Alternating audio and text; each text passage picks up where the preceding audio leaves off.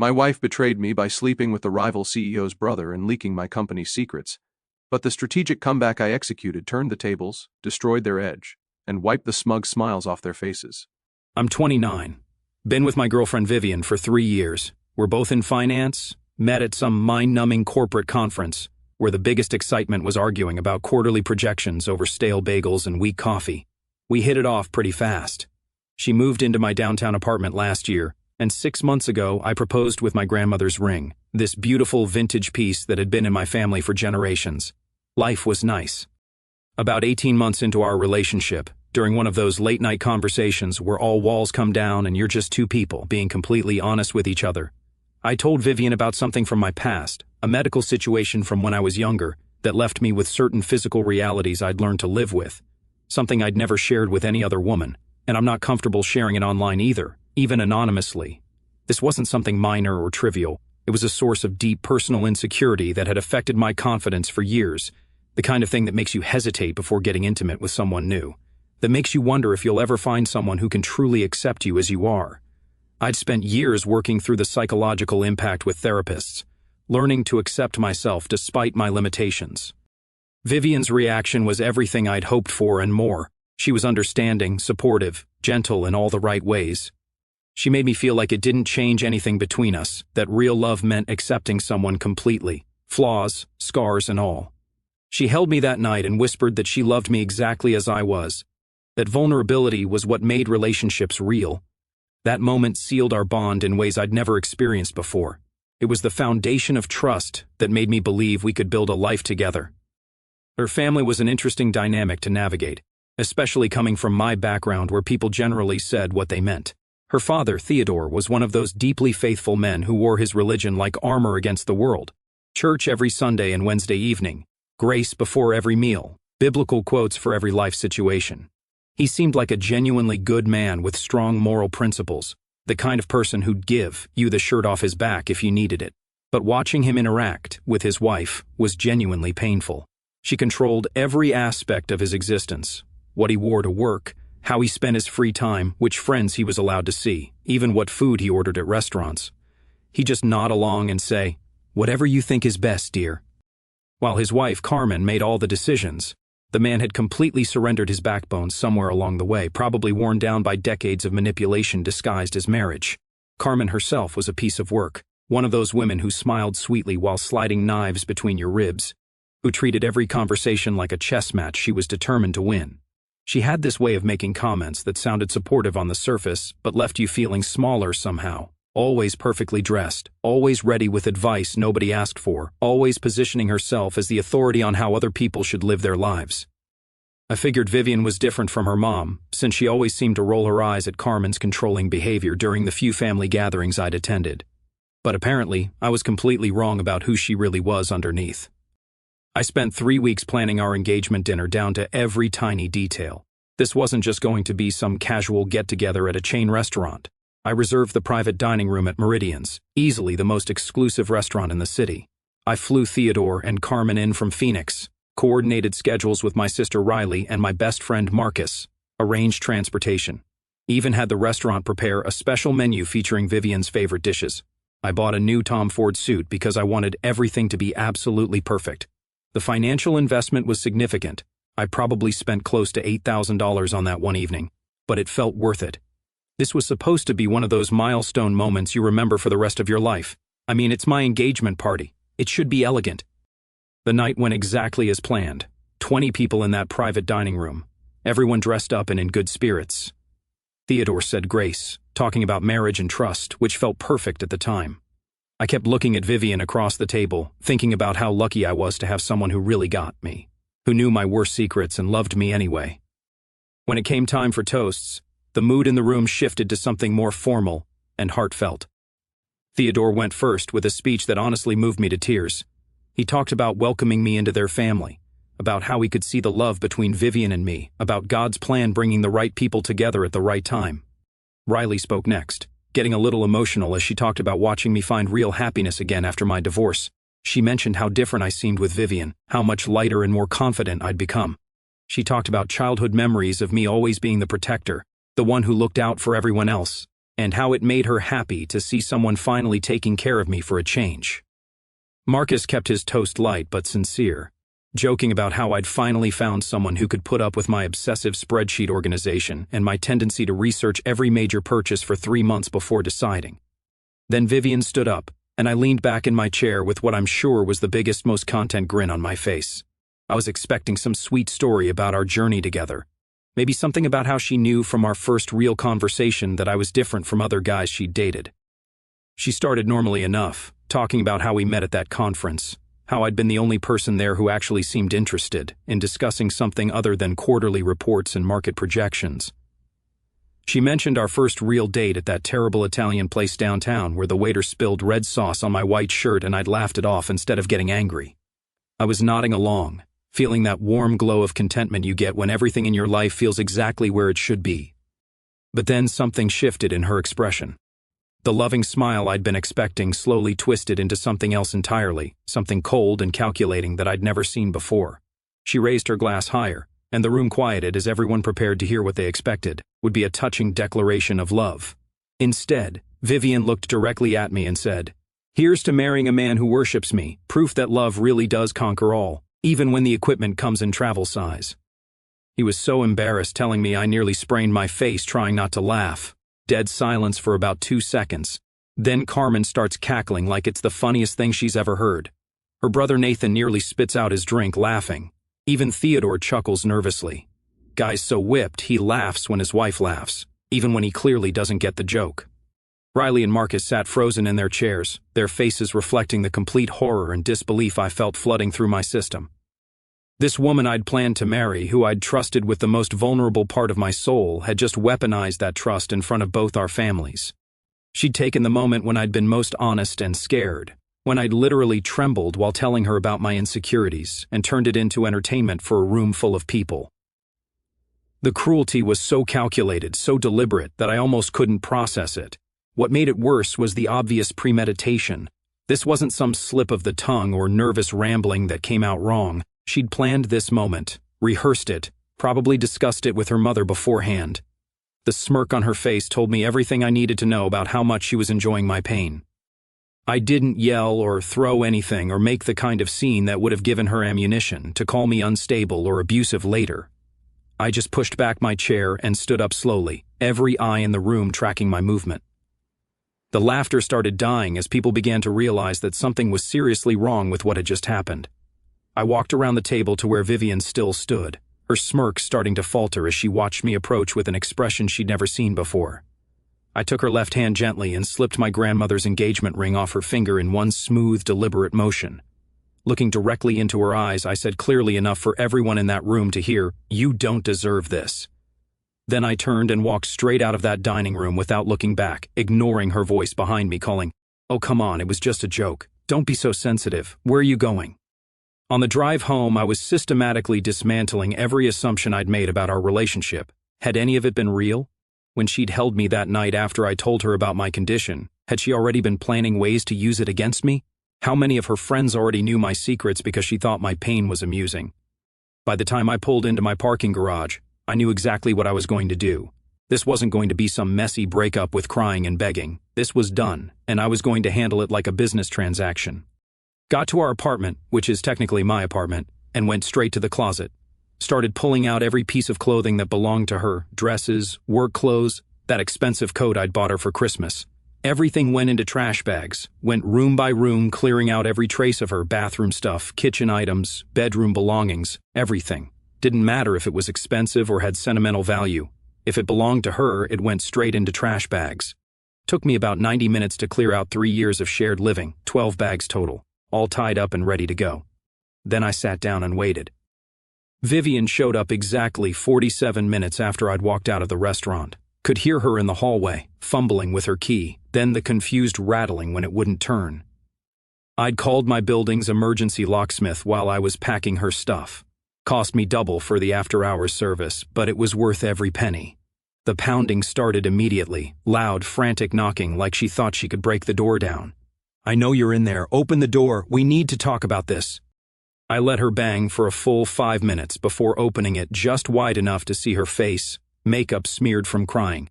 hair messed up from running her hands through it. That panicked look of someone who just realized they'd torched their entire life in one stupid moment. "Baby, please let me explain," she started, her voice already cracking. "It was just a stupid joke that came out all wrong. You know I didn't mean anything by it. I was nervous and trying to be funny, and it just sounded worse than I intended. Please don't do this over one mistake." "We're done," I said, keeping my voice flat and final. "Don't come back." Started to close the door, but she stuck her foot in the gap. Wait, you can't just end 3 years over this. I made a mistake, okay? I admit it, but we can work through this. We can go to counseling. I'll apologize to everyone, whatever you want." "Move your foot," I said. "No, not until you listen to me. This is insane. You're throwing away everything we built together." I said, "Move your foot." She stared at me for a few seconds, probably hoping to see some crack in my resolve. When she realized I was dead serious, she pulled her foot back. I closed the door and turned the new deadbolt. She kept at it for another 20 minutes, pounding, pleading, threatening. Tried everything from promises to make it up to me to threats about the lease and shared possessions. Even claimed she was having some kind of mental breakdown and needed help. I turned on the TV and ignored all of it. Finally, silence. I waited another hour to make sure she was really gone, then started moving the bags, 12 trips down to the street. Could have used the building's service elevator to make it faster, but I wanted to take my time with this. Each bag felt like shedding another piece of dead weight. By 2 a.m., I had them all arranged neatly on the curb like some kind of art installation about the end of relationships. Went back upstairs, cracked open a soda, and waited by the window. She came back around 3:15 a.m., probably thinking she could catch me when I was tired and emotional. Instead, she found her entire life scattered across the sidewalk in garbage bags. I watched from my bedroom window as she knelt on the concrete in her wrinkled engagement dress, frantically digging through bags and trying to salvage her belongings. She kept looking up at my window with this desperate expression, probably hoping to see some sign that this was all just a dramatic gesture that would blow over by morning. I just stood there watching. She'd chosen to humiliate me in front of 20 people using the most private thing I'd ever shared with her. Now she got to dig through garbage bags in a designer dress at 3 a.m. Seemed fair. She spent almost an hour out there loading stuff into her car, probably trying to figure out how her perfect evening had turned into this nightmare. Every few minutes she'd look up at my window again, but I never moved from my spot, just watched her deal with the consequences of her choices. My phone started buzzing at 6 a.m. the next morning and didn't stop for the next 5 days. Vivian's messages went through all the predictable stages. She kept sending long texts about how I was overreacting, how I'd humiliated her in front of her family by walking out, how I couldn't take a simple joke. She actually tried to claim that I owed her an apology for making a scene at the restaurant. Then came the threats. "If you think you can just throw me away like garbage, you're wrong. I know things about you that would destroy your reputation. Everyone at the office, your friends, your family, they'll all know exactly what kind of pathetic excuse for a man you really are. You have 24 hours to call me back, apologize and fix this, or I'll make sure everyone knows your dirty little secrets." The audacity was incredible, but it showed me exactly who she really was underneath all that fake sweetness. I didn't respond to any of that. When that didn't work, she switched to bargaining, promised she'd never hurt me again, claimed she'd just been nervous and trying to fit in with her family, sense of humor. Offered couples therapy, anger management, whatever I thought would help. Each message just confirmed that I'd made the right decision. This wasn't someone having a momentary lapse in judgment. This was someone revealing their true character under pressure. Carmen called on Tuesday morning, 3 days after the dinner disaster. I'd been expecting this. "You really embarrassed Vivian the other night." She started without even saying hello, her voice carrying that condescending tone I'd grown to hate over the years. She was just trying to lighten the mood with a little humor. "Married couples tease each other all the time. It's perfectly normal and healthy." "Is that what you call it?" I asked, keeping my voice neutral while mentally preparing for what was coming. "Don't be so dramatic. She's absolutely devastated that you can't take a simple joke. Maybe you should think about whether you're really ready for marriage if you're going to run away at the first little bump in the road. Real men don't abandon their women over hurt feelings." I thought that it was time to find out exactly how deep this rabbit hole went. "Carmen, how often do you and Vivian discuss our private life?" "Well, mothers and daughters talk about everything. It's healthy communication between women, much better than bottling things up like men always do." "Everything meaning what, exactly?" She actually laughed, that same harsh sound I'd heard at the dinner. "Oh, honey, I know all about your challenges. Vivian tells me everything about your relationship, your insecurities, your performance issues. How else can I give her proper guidance about managing a man like you?" My stomach turned as the full scope of this betrayal became clear, but I kept my voice steady. "What kind of guidance exactly? Someone has to be in charge in a marriage, and it's usually the woman if she's smart about it.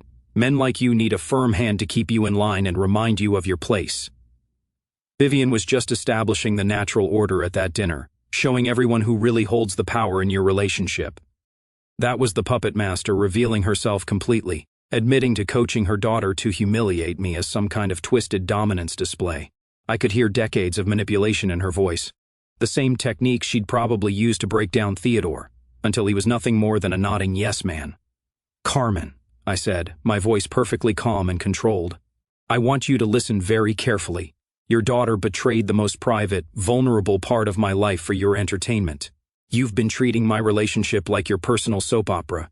Coaching her to humiliate me publicly is some sick power play. I'm not your husband to control, Carmen." "Now wait just a minute. Tell me," I continued, cutting her off before she could start backpedaling. "Does Theodore know you've been spending your time discussing another man's intimate details with your daughter? I'm sure he'd love to hear about your healthy communication habits over Sunday dinner. What do you think his church friends would say about their deacon's wife gossiping about private marital matters?" The line went dead immediately. That evening, Theodore called. The difference in his voice was striking. This wasn't the dominated, beaten-down husband I'd grown used to seeing at family gatherings. There was pain there, but also something else. Clarity, maybe. "I'm so sorry," he managed between labored breaths that suggested he'd been crying. "I had no idea what Vivian said until Carmen told me today. We raised her better than that. I promise you, we raised her to respect people, to honor confidences, to treat others with dignity." "Theodore," I said gently, because despite everything, I genuinely liked and respected the man underneath all that learned helplessness. "Did you think what she said was funny?" There was a long pause, and when he spoke again, his voice was thick with shame.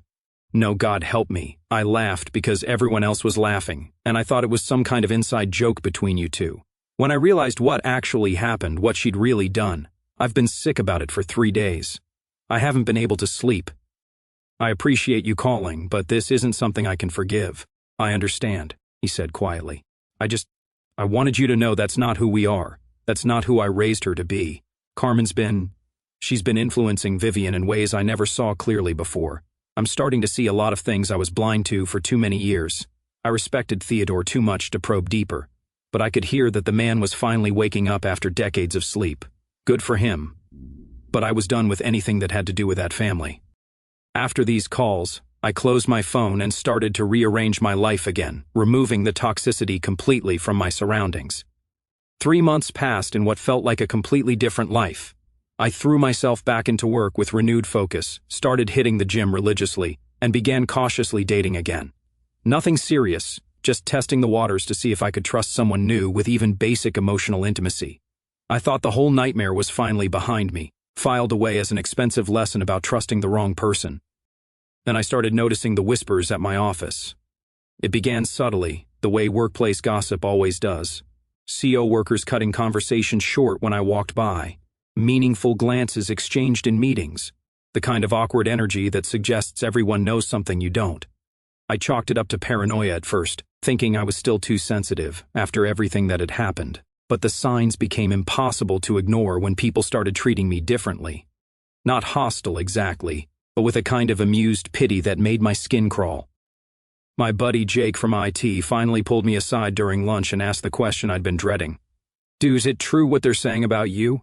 About your situation?" The words hit me like a physical blow. "Where did you hear that?" "Man, it's all over the office. Brett from accounting has been telling everyone who will listen. Says his new girlfriend gave him all the dirt on you. Real personal stuff." I didn't want to believe it, but he's got details that seem pretty specific. Brett Matthews, loud, obnoxious, the kind of guy who treated personal information like currency to buy social status, the type who'd never had an original thought in his life but could repeat gossip with photographic accuracy.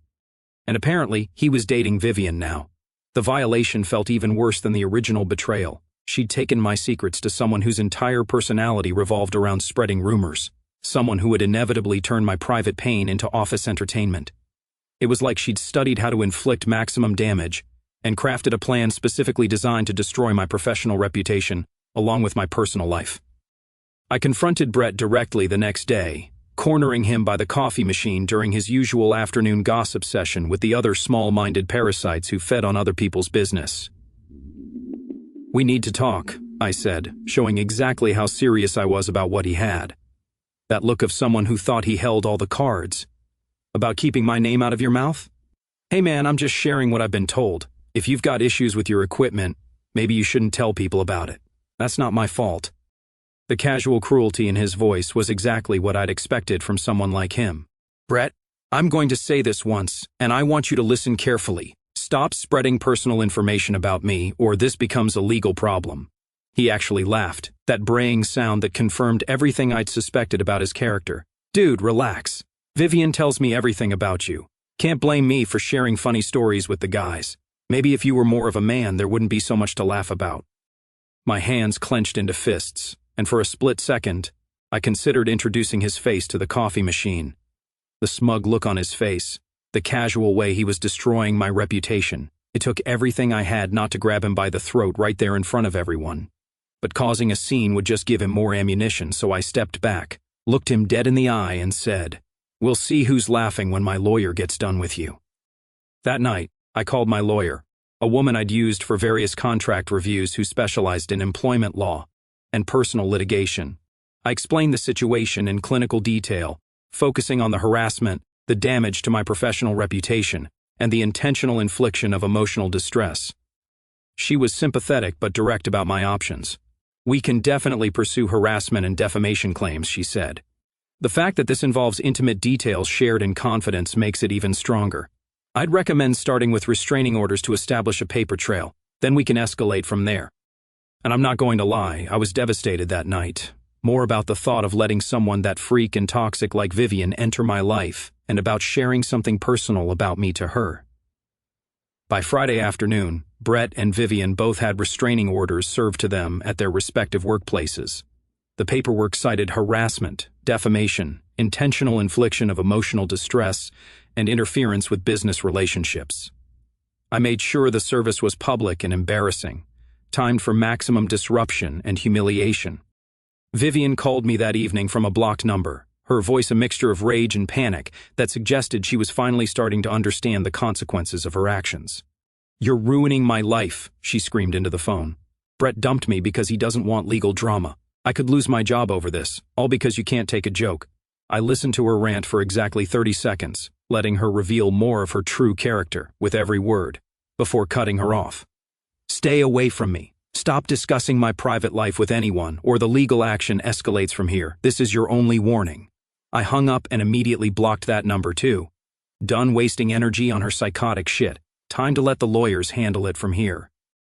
7 days after the restraining orders were served, exactly 1 week to the day, I received a video message from an unknown number while eating lunch at my desk.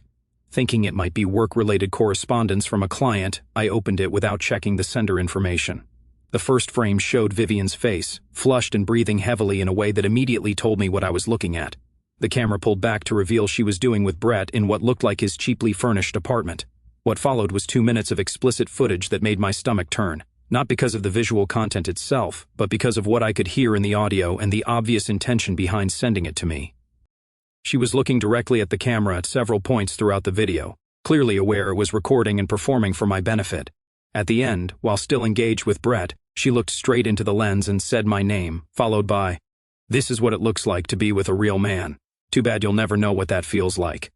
The malice was breathtaking. I sat there, staring at my phone screen, feeling a level of disgust and betrayal I'd never experienced before. This was the woman I'd planned to marry, who I'd shared my dreams and fears with, who I'd trusted with my heart and my vulnerabilities. She'd studied my weaknesses like a military strategist and deployed them with surgical precision to inflict maximum damage. I thought about going to the police immediately. Creating and distributing explicit material to harass someone had to violate several state and federal laws. But as I sat there contemplating my options, trying to process the sheer scope of her malice, I remembered Theodore's voice during our last conversation. The pain of a father realizing his daughter had become someone he didn't recognize. I thought about Carmen's smug attitude, her admission that she'd orchestrated Vivian's public humiliation of me as some twisted power play. This video would destroy them both, but in very different ways. Theodore would be devastated to see what his daughter had become, while Carmen would face social and financial consequences she'd never anticipated. The religious community they were part of, the social standing Carmen valued so highly, the comfortable life Theodore had provided, all of it would disappear once the right people saw who Vivian really was. I'm not sure if I went extreme in this, but I made several copies of strategic portions of the video. Nothing explicitly graphic that could get me in legal trouble, but enough to show what was happening and capture the audio of Vivian's final cruel comment. Then I created anonymous email accounts using public computers and sent the clips to Theodore, Carmen, Nathan, and several of Vivian's close friends who still maintained social media connections with people I knew. The response was swift and more devastating than I could have imagined. Theodore completely lost it, called me at 6 a.m. the next morning. I'd never heard a human being sound so completely broken, so utterly destroyed by what they discovered about someone they loved. "What has she become?" he whispered into the phone, his voice barely audible. "How did we raise someone capable of this kind of cruelty? Where did we go wrong?" Through his tears and broken sentences, he told me he'd been awake all night after receiving the video, not just because of what it showed, but because it confirmed everything he'd started to realize about his wife's toxic influence on their daughter over the years. Carmen had been poison in their home for decades, systematically undermining his authority, manipulating their children, and turning their family into something ugly and dysfunctional. "I filed for divorce this morning," he said, his voice gaining strength as he spoke. 32 years of marriage, but I can't live with someone who turned our daughter into this monster. I'm cutting off Vivian's graduate school funding too. She's got 1 semester left, but she's about to learn what real consequences feel like. By noon, I was getting updates from mutual friends and former colleagues. Vivian had been frantically calling everyone in her contact list, trying to explain the video, claiming it was fake or taken out of context or somehow edited to make her look bad. But the audio was unmistakably her voice saying my name, and her friends weren't buying any of the desperate excuses. Several people who'd known us as a couple were horrified by the cruelty they'd witnessed. Carmen was in full panic mode because she'd never worked a legitimate job in her adult life and had no idea how to survive financially without Theodore's income. She'd spent decades as a professional housewife, using her husband's money to maintain her social status while manipulating everyone around her. Guess she never thought her husband might grow a spine one day. Vivian, meanwhile, was facing the immediate reality of her final semester of graduate school with no way to pay tuition, housing, or living expenses. But that wasn't even her biggest problem. Word travels fast in the finance world, and our industry is smaller than most people think. The restraining order filing was public record, and someone at her firm had done their homework. By the end of the week, she'd been quietly let go from her internship. Turns out financial firms don't like legal drama following their employees around, especially when it involves harassment and defamation claims. Without the internship, her chances of landing a decent job after graduation basically evaporated. Finance companies do background checks, and this kind of legal baggage was career poison. She was stuck trying to secure emergency student loans while working part-time at some coffee shop downtown. Brett got his own taste of consequences at our office. Management had been looking for reasons to get rid of him anyway. His gossip-spreading habit and general unprofessionalism had made him plenty of enemies over the years.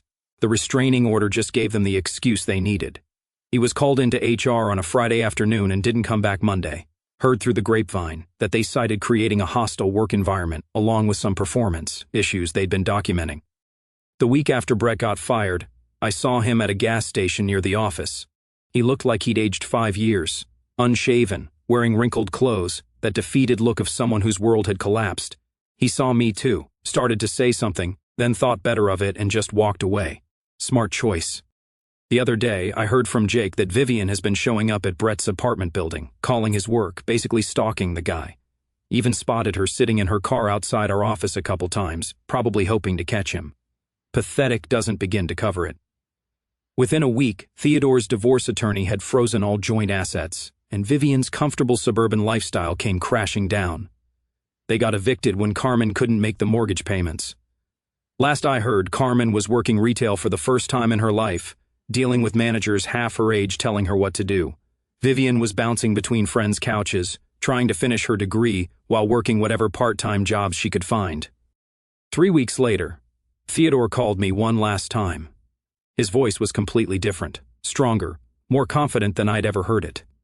I wanted to thank you for helping me see what my family had become. I've been weak for too many years, but I'm finding my strength again. There is a woman at church who understands faith and kindness. I'm remembering what healthy relationships actually look like. As for me, I'm doing better than I have in years. The workplace gossip died completely when Brett disappeared, and I've been seeing someone new, a woman who understands that trust is sacred and secrets aren't weapons. She knows about my condition, but she learned about it the right way, with understanding and acceptance. People ask if I feel guilty about what happened to them. Simple answer: you don't get to systematically destroy someone's trust and expect mercy when your actions have consequences. I didn't create that video. I didn't humiliate her at our engagement dinner. I didn't spread my private information around the workplace. I just made sure the right people saw who she really was. The restraining order is still active. Haven't heard from her in months. And oh, I kept my grandmother's ring. It's in my safe now, waiting for someone who actually deserves it.